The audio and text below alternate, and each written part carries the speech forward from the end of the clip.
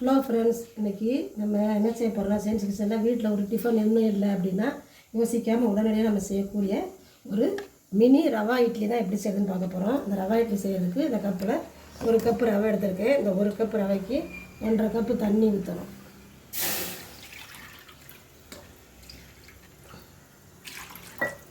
ஒன்றரை கப் தண்ணி ஊற்றிட்டு அதில் ஒரு ஸ்பூன் நெய் ஊற்றிக்கணும். நெய் ஊற்றிட்டு இந்த ரவை வேகிறதுக்கு கொஞ்சம் தேவையான அளவு உப்பு போட்டு ஒரு 1/2 டீஸ்பூன் சீரகம், ஒரு 1/2 டீஸ்பூன் பிளாக் பெப்பர் போட்டு தண்ணி கொதித்த உடனே இந்த ரவையை போட்டு நம்ம கிண்ட போகிறோம். இப்போ அந்த தண்ணி கொதித்த உடனே நம்ம எடுத்து வச்ச ஒரு கப் ரவையை போட்டு நல்லா மிக்ஸ் பண்ணிக்கணும். நல்லா இந்த ரவையில் இருக்க தண்ணியெல்லாம் நல்லா வற்றுற அளவுக்கு நல்லா ஒன்று போல் மிக்ஸ் பண்ணிக்கணும்.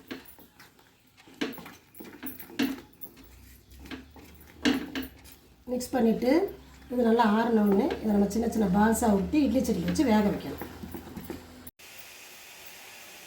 இப்போ ஆறின ரவையை இப்படி குட்டி லைட்டாக கையில் நெய் இல்லைன்னா எண்ணெய் தடவி இப்படி குட்டி குட்டி பாலாக ஊட்டிட்டு அடுப்பில் இட்லி சட்டி வச்சு நல்லா தண்ணி கொதித்த உடனே ஒரு 10 நிமிஷம் வேக வச்சு எடுத்துடணும்.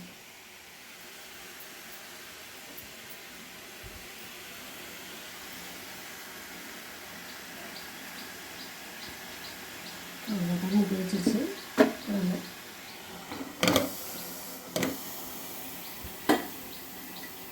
நல்லா 10 நிமிஷம் வேகட்டும். இப்போ பாருங்கள், இட்லி சட்டியில் வச்சு நல்லா 10 நிமிஷம் வெந்துருச்சு.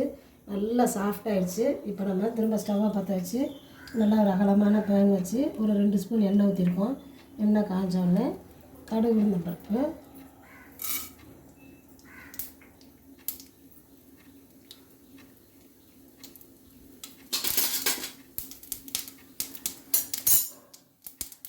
கடுகு பொரிஞ்ச உடனே கடலைப்பருப்பு,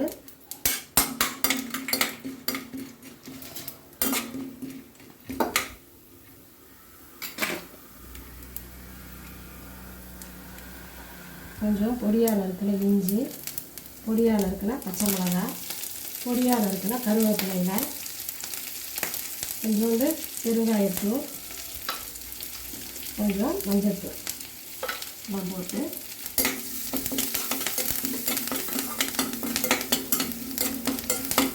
வதக்கிட்டு கடைசியில் கொஞ்சோண்டு எண்ணெய்,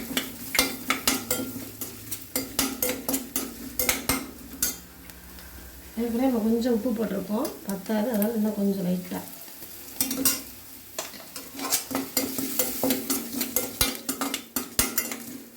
வதக்கிட்டு அந்த வேக வச்சது இந்த ரவை பால்ஸ் போட்டு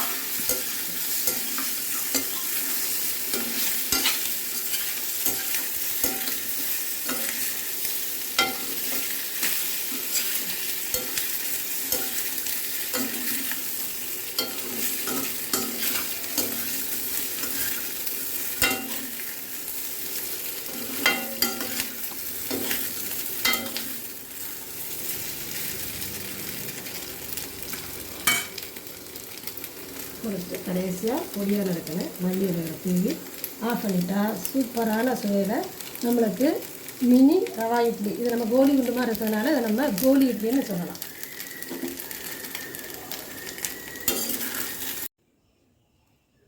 இப்போ நம்மளுக்கு சூப்பரான ரவா இட்லி அவ்வளோ சாஃப்டாக பாருங்கள், பஞ்சு பஞ்சாக இருக்குது, அவ்வளோ சாஃப்டாக ரெடி ஆகிடுச்சு. இதுக்கு நம்ம தொட்டுக்க நல்லா காரமான ஒரு தேங்காய் சட்னி, இல்லை தக்காளி சட்னி, இல்லை இந்த கெச்சப், டொமாட்டோ கெச்சப் எது வேணாலும் தொட்டு சாப்பிட்லாம். அவ்வளோ சூப்பராக இருக்கும். சீக்கிரமும் நம்மளுக்கு ரெடி ஆகிடும். ஒரு வித்தியாசமான டிஃபனாக இருக்கும். சூப்பராக இருக்குது. இதே மாதிரி அளவுகளோடு நீங்களும் உங்கள் வீட்டில் செஞ்சு பாருங்கள். தேங்க்ஸ் ஃபார் வாட்சிங்.